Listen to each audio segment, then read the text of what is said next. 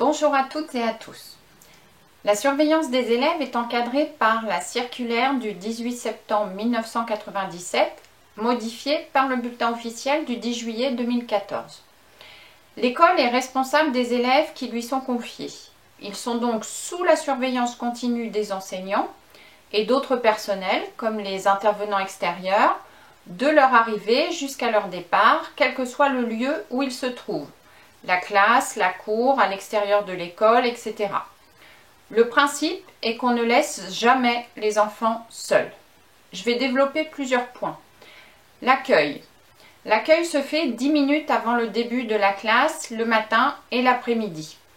En maternelle, il a souvent lieu dans la classe de chaque enseignant et en élémentaire, c'est le plus souvent un accueil dans la cour de récréation surveillé par l'un des enseignants de l'école.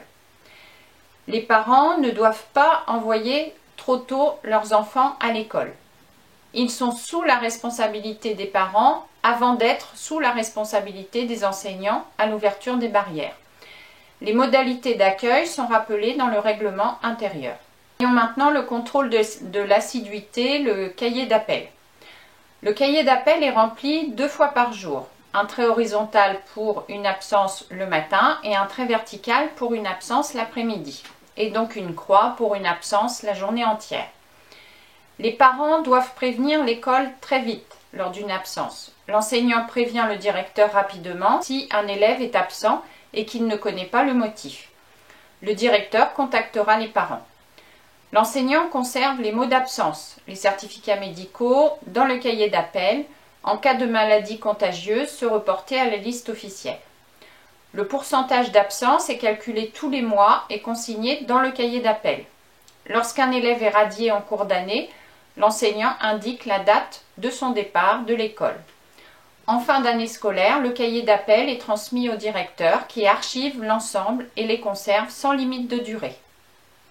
Voyons maintenant la surveillance des élèves pendant la récréation. Les récréations durent 30 minutes en maternelle et 15 minutes en élémentaire. La récréation, c'est un moment de détente, d'oxygénation, moment où les enfants peuvent courir, jouer, etc. Les modalités de surveillance des récréations sont définies en conseil des maîtres. Nombre d'enseignants en fonction du nombre d'élèves, de la configuration de la cour, etc.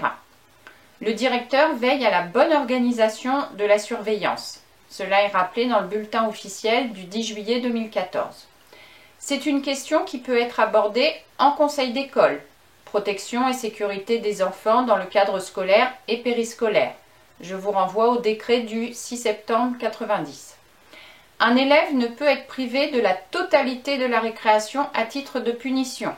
C'est rappelé par la circulaire du 6 juin 1991. En cycle 1, les récréations demandent une grande vigilance car les enfants tombent souvent. Donc il faut faire attention aux objets dans les poches qui peuvent venir de la maison, couteaux, allumettes, pointes, et penser à en faire la liste dans le règlement intérieur. Sortie d'un élève pendant le temps scolaire. Par exemple, pour aller suivre une séance de rééducation. Elle est autorisée par le directeur si un adulte accompagnateur vient chercher l'enfant à l'école et le ramène dans sa classe. Surveillance le temps du midi. Le temps du midi n'appartient pas à l'école. La surveillance de la cantine et de la récréation durant le temps de la cantine est organisée par le maire. Un enseignant peut y participer, sans obligation, donc volontairement, mais il sera alors employé par la mairie et sous la responsabilité du maire durant ce temps méridien. La sortie le midi et en fin d'après-midi. Elle se fait sous la surveillance de l'enseignant jusqu'à ce que la prise en charge soit assurée par les parents, la garderie, le service de cantine. Pour la maternelle, il y a une autorisation de sortie. C'est un document écrit, obligatoire, que les parents remplissent en début d'année et sur lequel ils listent les personnes qui sont autorisées à venir chercher leur enfant à l'école. La nounou, la voisine, les grands-parents, etc. Les parents peuvent autoriser que le grand frère ou la grande sœur vienne chercher le plus jeune à la maternelle. Mais le directeur peut avertir les parents par écrit s'il a des réserves ou si la prise en charge est défaillante. Surveillance des locaux et du matériel. Le maire est responsable des locaux et des espaces, mais le directeur et les enseignants doivent surveiller et signaler rapidement toute anomalie. Si un risque est constaté, le directeur en informe le maire par écrit avec copie à l'inspecteur de l'éducation nationale. En attendant, le directeur prend des mesures pour interdire, par exemple, un endroit qui est jugé dangereux ou enlever un objet qui est devenu dangereux. Comportement difficile d'un élève. Je vais vous lire un petit passage du bulletin officiel du 10 juillet 2014.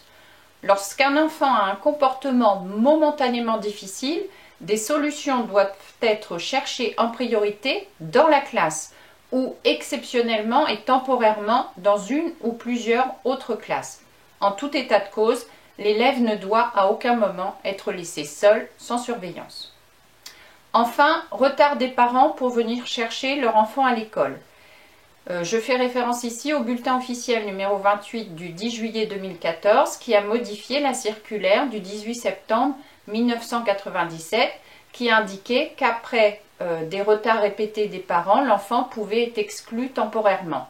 Depuis 2014, le directeur d'école leur rappelle le règlement intérieur, puis engage un dialogue pour prendre en compte les causes des difficultés et les aider à trouver une solution.